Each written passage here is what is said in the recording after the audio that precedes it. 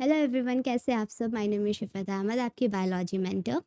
अभी तक हम लोगों ने जो पढ़ लिया है वो ह्यूमन डाइजेस्टिव सिस्टम में जितने ऑर्गन्स वगैरह थे उसे कंप्लीट किया है। फिर उसके बाद कुछ एडिशनल ऑर्गन थे और एंजाइम्स वगैरह रिलीज़ हो रहे थे। डाइजेशन क्या हो रहा था एक्चुअल में, कौन कौन से एंजाइम्स उसमें लगते हैं, बायोकेमिकल प्रोसेस क्या है, मैकेनिकल प्रोसेस क्या है, वो सब पढ़े थे। आज हम लोग आगे का प्रोसीड करते हैं, ठीक है।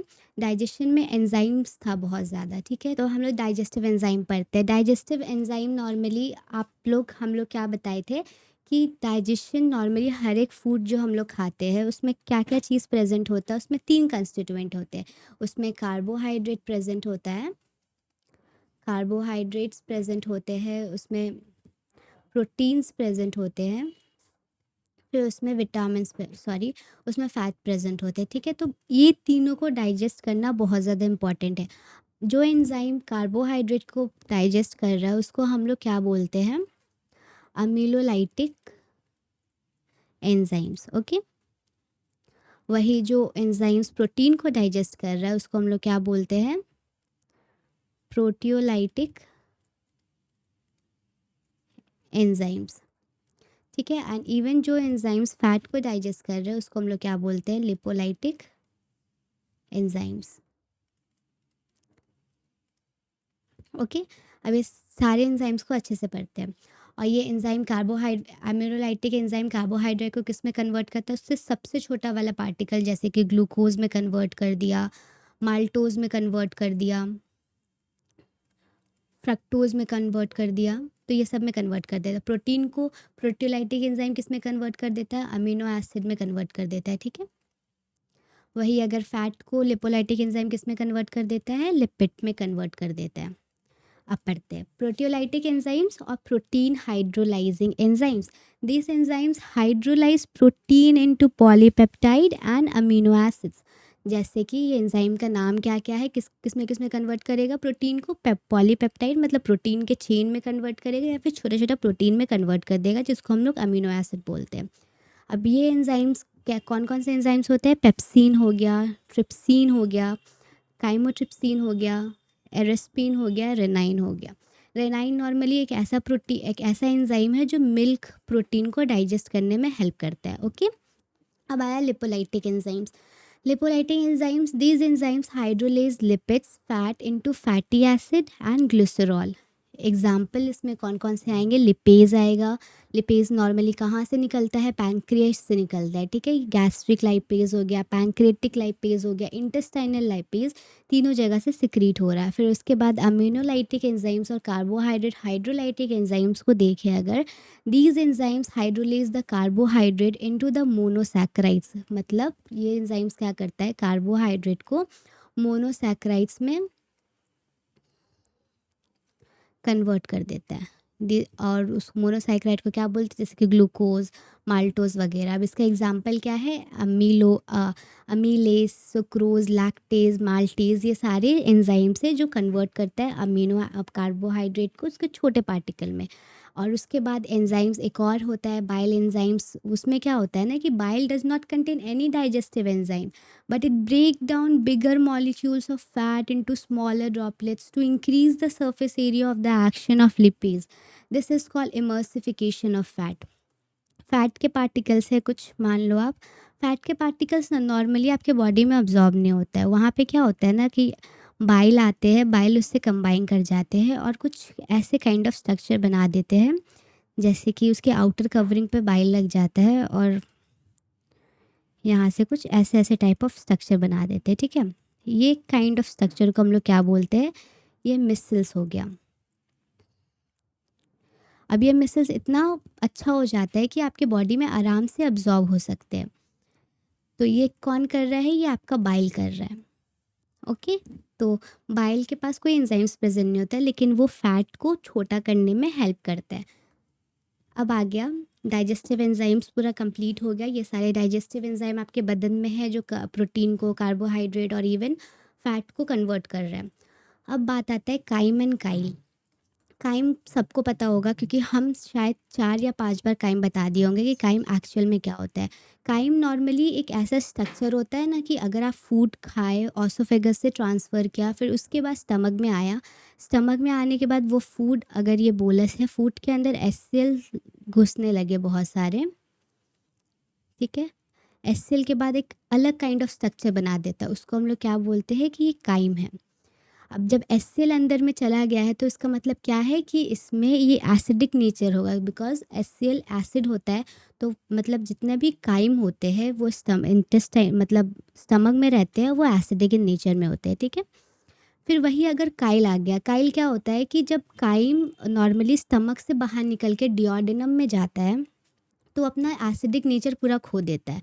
यहाँ पर नॉर्मली क्या होता है कि ये ऐसा ऐसा काइंड में बन जाता है कि ये सॉल्युबल भी हो जाए और साथ ही साथ नॉर्मली एक जगह से दूसरी जगह आराम से ट्रैवल कर जाए। तो ऐसे काइंड ऑफ स्ट्रक्चर जो डिओडिनम में आ गए हैं, काइम से ही काइल बना है, उसको हम लोग काइम बोलते हैं। तो अब डिफरेंस देख लेते हैं काइम और काइल का। Chyme is partially digested food in a stomach, okay. Chyle is fully digested food in small intestine. Small intestine में कौन कौन से पार्ट आते हैं? डिओडिनम में हो सकता है, ये जेजुनम में हो सकता है, और साथ ही साथ इलियम में हो सकता है। काइम जो है एसिडिक इन नेचर, क्यों एसिडिक इन नेचर है? क्योंकि स्टमक से एचसीएल निकलता है और बोलस के साथ मिलकर एसिडिक बना देता है। वही अगर जब नीचे आते हैं तो पूरा एसिडिटी उसका चला जाता है, इसके वजह से वो अल्कलाइन बन जाते हैं। फिर उसके बाद जो काइम होता है स्टमक में है, उसमें एचसीएल मिला हुआ, तो वो अच्छे से सॉल्युबल भी नहीं है और साथ ही साथ आपके बॉडी उसको डायरेक्टली अब्जॉर्ब नहीं कर सकता है। वही अगर काइल देखें तो अल्कलीन इन नेचर हो गया है, ये नॉर्मली सॉल्युबल भी हो जाएगा आपके बॉडी में और आराम से अब्जॉर्ब भी हो जाएगा। तो समझ में आ गया होगा कि काइम और काइल क्या होता है। डाइजेशन कंप्लीट, अब स्टार्ट करते हैं अब्जॉर्प्शन। आप लोग ने क्या किया ना कि आपने नॉर्मली जितना डाइजेस्ट करना था फूड को, वो पूरा का पूरा फूड डाइजेस्ट हो गया है।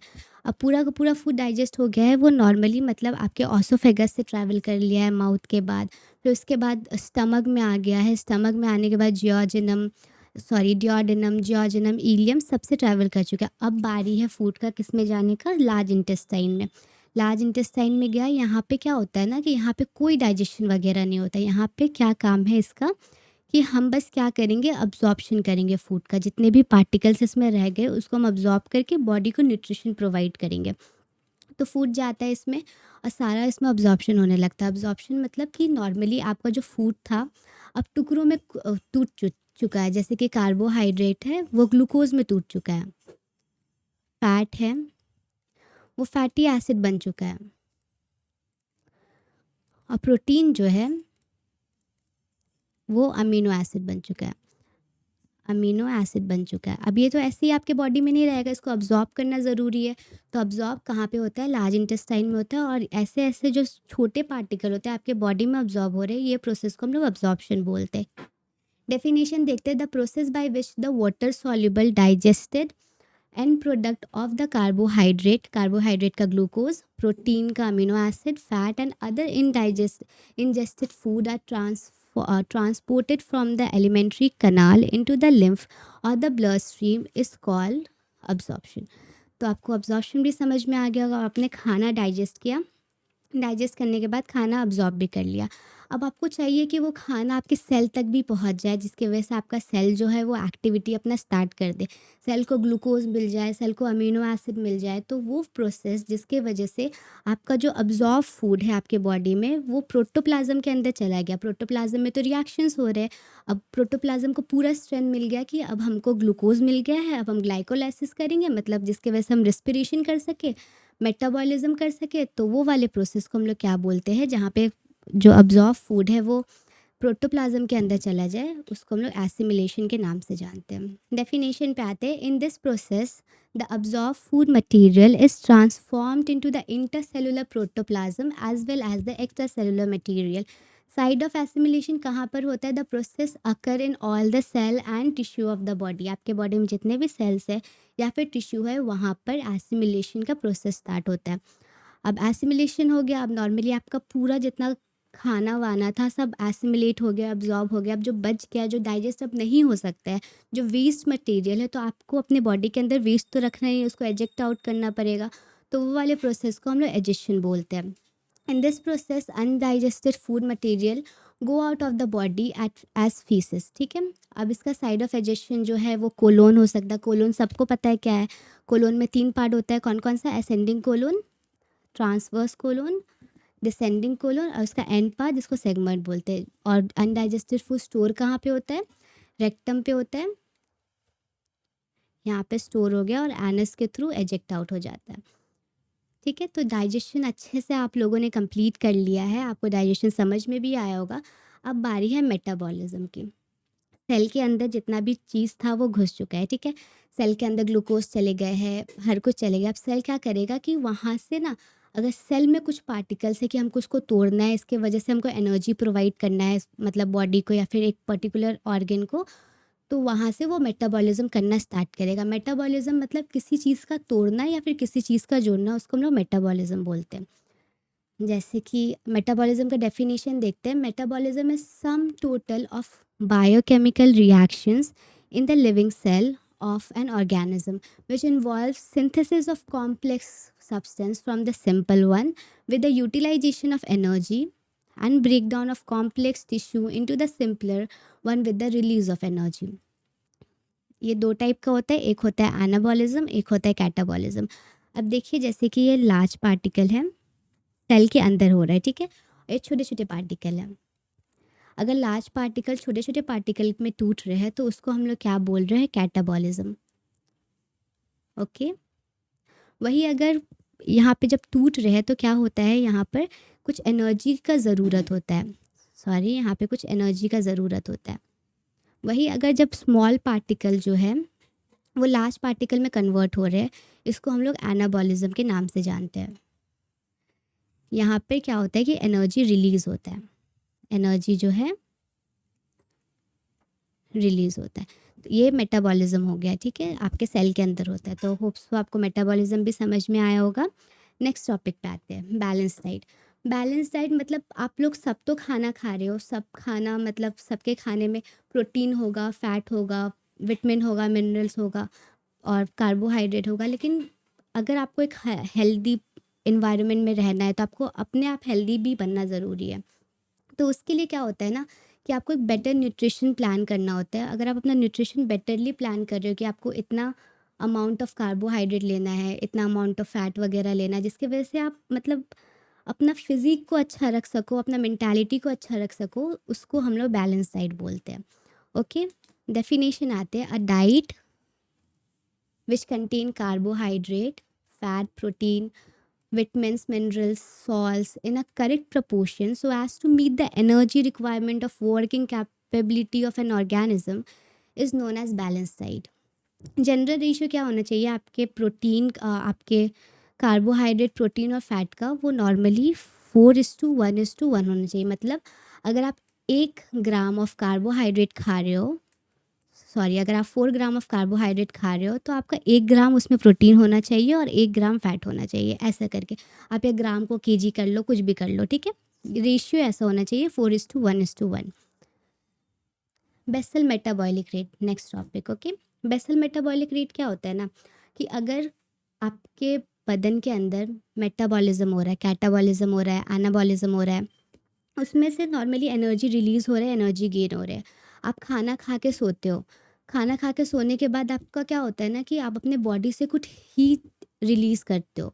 वो हीट को नॉर्मली हम लोग बोल सकते हैं कि आपका बेसल मेटाबॉलिक रेट है। अगर कोई इंसान ज़्यादा खा रहा है, ठीक है, ज़्यादा खाने के बाद उसके बदन में लग ही नहीं रहा है, तो इसका मतलब क्या होता है कि उसका बेसल मेटाबॉलिक जो रेट होता है वो बहुत ज़्यादा हाई है, बहुत जल्दी जल्दी कैटाबॉलिज्म कर दे रहा है। और इवन कोई कोई इंसान इतने मोटे होते हैं, वो थोड़ा सा खाना खाते और मोटे हो जाते हैं। तो इसका मतलब क्या है, उसका बेसल मेटाबॉलिक रेट बहुत कम है। मतलब उसमें जो मेटाबॉलिज्म का प्रोसेस जो चल रहा है वो बहुत धीरे धीरे धीरे धीरे करके चल रहा है, इसलिए उसके बदन में खाना लग जा रहा है, ठीक है। तो एक इंसान को उतना भी पतला या फिर उतना मोटा भी नहीं होना चाहिए। आपको हमेशा अपना बेसल मेटाबॉलिक रेट एक मेजर में रखना चाहिए। तो सबसे बेस्ट वे है आप अपना योगा अच्छे से करो तो उससे बेसल मेटाबॉलिक रेट अच्छा हो जाता है, ओके। डेफिनेशन पर आते हैं। The rate of amount of heat required for performing the vital activities by a subject who thought awake is lying in a state of maximum physical and mental rest under comfortable condition of temperature, pressure, humidity 12 to 18 hours after meal is known as basal metabolic rate. अब क्या होता है ना कि कोई कोई इंसान गर्मी में बहुत ज़्यादा पसीना पसीना हो जाता है, कोई इंसान नहीं होता है, तो आपको बेसल मेटाबॉलिक रेट इसलिए भी अच्छा रखना होगा क्योंकि आपको एक पर्टिकुलर एनवायरनमेंट में रहना है। तो वहाँ के हिसाब से अगर आपको गर्मी में बहुत ज़्यादा गर्मी रह रहा है, आप सर्वाइव नहीं कर पा रहे हो, तो इसका मतलब क्या है कि आपके बेसल मेटाबॉलिक रेट में कुछ एरर है। इसलिए आपको बेसल मेटाबॉलिक रेट अच्छे से रखना होगा। तो बेसल मेटाबॉलिक रेट के बाद हम लोग अब ये देख लेते हैं कि कार्बोहाइड्रेट अगर 1 ग्राम ले तो उसमें कितना कैलोरीज़ प्रेज़ेंट होता है, प्रोटीन ले तो उसमें कितना कैलोरीज़ प्रेज़ेंट होता है, ये बात याद रखना ज़रूरी हो जाता है, ठीक है? एग्ज़ाम पॉइंट ऑफ व्यू से भी। सबसे पहले कार्बोहाइड्रेट अगर 1 ग्राम लिया जाए तो उसमें 4.0 कैलोरी प्रेज़ेंट होता है और 1 ग्राम ऑफ प्रोटीन लिया जाए तो उसमें 4.1 किलो कैलोरी प्रेज़ेंट हो रहा है। इवन अगर 1 gram of fat yields about 9.3 kilo calorie, okay? तो हम लोगों ने डाइजेशन, मेटाबॉलिज़्म के अकॉर्डिंग सब कुछ अच्छे से पढ़ लिया है। अब बात है कि अगर किसी में अच्छे से ये सारे फंक्शंस नहीं हो रहे हैं, मेटाबॉलिज़्म अच्छे से नहीं हो रहा है, तो उसमें क्या-क्या प्रॉब्लम आ सकता है, क्या-क्या डिज़ीज़ हो सकता है, वो सबको भी अच्छे से पढ़ लेते हैं, ओके? तो पहला जो प्रॉब्लम है, वो है ओबेसिटी। ओबेसिटी जनरल है, सबको पता होगा, मतलब मोटापा। अगर आपका बेसल मेटाबॉलिक रेट बहुत कम है, ठीक है? आप थोड़ा-सा भी खाना खा रहे हो, आपके बदन में बहुत ज़्यादा लग जा रहा है, तो आपका बेसल मेटाबॉलिक रेट कम होता है ना वो वाली सिचुएशन में और ऐसा रहा, आप ध्यान नहीं दिए, तो आप खाना खाते रहोगे, आप मोटे होते जाओगे और एट द एंड आपको क्या हो जाएगा, ओबेसिटी, अनवांटेड फैट का डिपॉजिशन होने लगेगा। और इसमें नॉर्मली क्या होता है ना कि अगर इंसान ज़्यादा मोटा हो जाए तो उसको ऑपरेशन के थ्रू अपने जितने ब्लबर्स होते हैं, मतलब चर्बी वगैरह होते हैं, उसको निकालना पड़ता है क्योंकि वो चल वल कुछ भी नहीं पाते और इवन उसको हार्ट अटैक वगैरह का रिस्क बहुत ज़्यादा हो जाता है। ओबेसिटी इसका डेफिनेशन पढ़ते हैं। This is defined as a body weight of 10 to 20% above a desirable standard as a result of excessive accumulation of fat. Obesity is hazardous to health and may cause heart disease, high blood pressure, lungs disease, diabetes, arthritis etcetera. तो इतने kind of disease हो सकते हैं। मोटापा is a जड़ of every disease.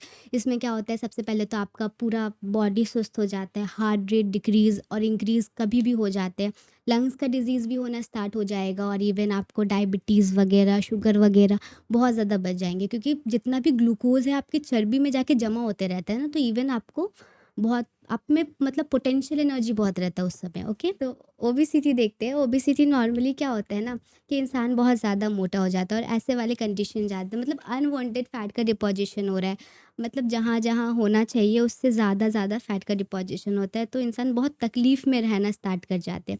Next topic पे move करते हैं। नेक्स्ट टॉपिक जो है वो है फिनाइल कीटोनुरिया। फिनाइल कीटोनुरिया क्या होता है ना, नॉर्मली ये इनहेरिटेबल डिज़ीज़ है, मतलब आपके पेरेंट्स से आप तक आता है। इसमें नॉर्मली क्या होता है कि आपका मेटाबॉलिक रेट जो है अमीनो एसिड को रिलेटेड, आपका मेटाबॉलिज्म हर चीज़ का होता है ना, आपके अंदर फैट प्रोटीन हर कुछ का होता है, तो अमीनो एसिड के मेटाबॉलिज्म रेट में कुछ इफेक्ट आता है तो उसको फिनाइल कीटोनुरिया बोलते हैं, ओके? और इसमें क्या हो जाता है, अगर सिम्पटम के बारे में बात की, इसमें मेंटल रिटार्डेशन हो जाता है। अगर कोई बच्चे है, बच्चे में ज़्यादातर पाया जाता है क्योंकि इनहेरिटेबल डिजीज़ है। कोई बच्चे उसको उतना सोचने का शक्ति नहीं रहेगा, उसको करेक्ट डिसीजन नहीं लेंगे, वो पागल लोगों की तरह हरकत करेंगे, इसको हम लोग मेंटल रिटार्डेशन बोलते हैं, ओके? नेक्स्ट डिज़ीज़ पे आते हैं, वो है सिस्टिक फाइब्रोसिस। ये भी एक इनहेरिटेबल डिज़ीज़ है। इसमें भी कुछ ऐसा ही होता है। इसमें नॉर्मली आपके मेटाबॉलिक डिसऑर्डर भी है, लेकिन यहाँ पे जो अफेक्ट करेगा वो आपका पैंक्रियास को अफेक्ट करेगा, फिर सांस लेने में प्रॉब्लम हो जाता है, आपका सलाइवा अच्छे से सिक्रीट नहीं होता है, फिर स्वेट का अच्छे से आना नहीं आना, अब स्वेट अच्छे से नहीं आता है, जिसकी वजह से क्या होता है ना कि आपका स्किन जो है बहुत ज़्यादा ड्राई हो जाता है, बहुत ज़्यादा आपको बहुत स्केली स्किन दिखाई देगा ये वाली कंडीशन में। तो होप सो ये तीनों डिज़ीज़ आपको समझ में आएगा। ओबेसिटी बहुत ईजी है, फिनाइल कीटोनुरिया, मेंटल रिटार्डेशन हो जाता है इसमें, सिस्टिक फाइब्रोसिस इनहेरिटेबल डिजीज़ है। इसमें क्या होता है कि सांस लेने में तकलीफ़ हो रहा है, आपके माउथ से सलाइवा अच्छे से सिक्रीट नहीं हो रहा, आपका स्किन बहुत ज़्यादा स्केरी हो जा रहा है और भी बहुत सारे चीज़ हो जाते हैं इसमें, ठीक है? अब नेक्स्ट टॉपिक पे आते हैं जो हमारा लास्ट डिज़ीज़ होगा और ये डिज़ीज़ बहुत ज़्यादा इंपॉर्टेंट है। अगर ना कोई मदर प्रेग्नेंट है और उसको अच्छे से न्यूट्रिशन नहीं मिले, तो वो वाली कंडीशन में क्या होता है ना कि वो मदर जब बेबी कंसीव करती है, जब बेबी डिलीवर करती है, तो वो बेबी को कुछ प्रॉब्लम्स हो के रहते हैं। अगर नए-नए बेबी है, उसमें कोई माल न्यूट्रिशन का मतलब कमी है, तो क्या हो जाता है कि उसका हाथ और पैर बहुत पतला-पतला पैदा होता है, बहुत पतला-पतला होता है, जैसे कि मरासमस। इसमें क्या होता है ना कि बेबीज़ का पूरा रिब केज दिखेगा अच्छे से, हाथ वगैरह में जान नहीं रहेगा, मेंटल रिटार्ड होंगे वो और अच्छा काम नहीं कर पाएँगे कुछ भी। अगर ये नॉर्मली स्टार्टिंग में होता है, इन्फैंट बेबी में होता है, मतलब नए-नए बॉर्न बेबी में। अगर आप इसका ख़्याल अच्छे से नहीं रखो तो ये आगे भी बढ़ सकता है और नॉर्मली वो बेबी का डेथ बहुत जल्दी हो जाता है। इसलिए बोला जाता है एक मदर को जब वो प्रेग्नेंट है तो उसका बहुत ज़्यादा ख़्याल रखना। ठीक है, देखिए marasmus marasmus occur due to protein, carbohydrate and fat. ये तीनों की डेफिशिएंसी की वजह से होता है। अगर बेबी के पास ना प्रोटीन अच्छे से है, ना फैट अच्छे से है, ना ही कार्बोहाइड्रेट अच्छे से है, तो उसको हम लोग मरासमस बोलते हैं। ये इन्फैंट में अकर होता है, मतलब न्यूबॉर्न बेबी में हो रहा है। सिम्पटम्स क्या है, यहाँ पे मसल्स, इनके जो मसल्स होते हैं हमेशा टूटे-टूटे होते हैं, अंदर-अंदर टूटे होते हैं। और इसमें जो लिम्स या फिर नॉर्मली पेट वगैरह, रिब केज वगैरह होते हैं, एकदम पतला-पतला होता है। इनका बॉडी और इनका ब्रेन पूरा रिटार्ड होता है। ये ना बॉडी से अच्छे से चल पाते हैं, ना इनका दिमाग सही से चलता है। और इसमें ओडीमिया एब्सेंट होता है। ओडीमिया क्या होता है? ओडीमिया एक ऐसा कंडीशन है ना कि पेट में पानी फूल जाना, उसको ओडीमिया बोलते हैं। और जब पेट में पानी फूल जाता है तो पेट बहुत ज़्यादा निकल जाता है, तो ओडीमिया का कंडीशन मरासमस में नहीं होता है। व्हेरेएज़ अगर बेबी बहुत ज़्यादा बड़ा हो गया है, मतलब ज़्यादा नहीं, नॉर्मली 1 से 5 साल के बीच में है, तो उसमें कोई प्रॉब्लम दिख रहा है, अगर उसको ओडीमिया होकर है, मतलब उसका पेट बहुत ज़्यादा बाहर निकल के है, उसमें प्रोटीन का डेफिशिएंसी हो गया है, बस बस किसका डेफिशिएंसी हो गया है? प्रोटीन का डेफिशिएंसी हो गया है, तो उसको हम लोग क्या बोल रहे हैं? क्वाशियोर्कर। यहाँ पे भी मसल्स पूरा ब्रेक डाउन हो जाते हैं बेबीज़ के, हाथ-पैर बहुत पतला-पतला रहेगा लेकिन बस पेट निकला रहेगा। और यहाँ पे भी जो बेबीज़ होते हैं उनका बॉडी ग्रोथ एकदम अच्छे से नहीं होता है, ब्रेन ग्रोथ भी एकदम अच्छे से नहीं रहता है। इसका कंडीशन कुछ ऐसे वाले है कि मतलब इनका हाथ-पैर बहुत पतला होता है और उनके पेट के हिसाब से। तो आज की क्लास को यहीं पे एंड करते हैं, इसी के साथ हमारा चैप्टर एंड होता है। अगर कुछ समझ में नहीं आया तो बता दीजिएगा। Thank you.